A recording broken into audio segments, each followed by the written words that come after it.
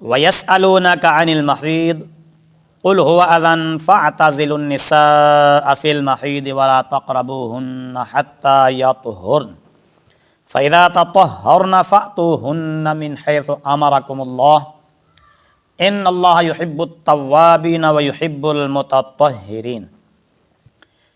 اے محبوب صلی اللہ علیہ وآلہ وسلم، تم سے وہ حیض کے بارے میں سوال کرتے ہیں، پوچھتے ہیں، تم فرما دو وہ گندی چیز ہے۔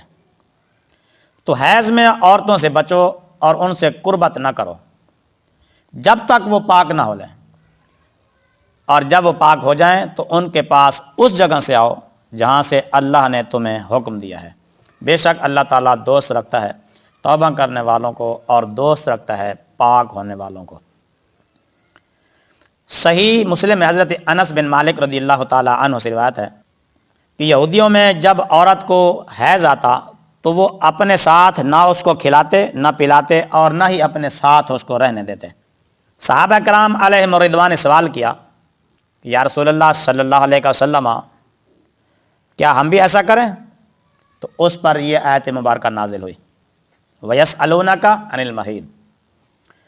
تو نبی پاک صلی اللہ علیہ وسلم نے فرمایا، جماع کے سوا، یعنی اپنی بیوی کے ساتھ ہم بستری کرنے کے سوا حالت حیض میں باقی سب کام تم کر سکتے ہو۔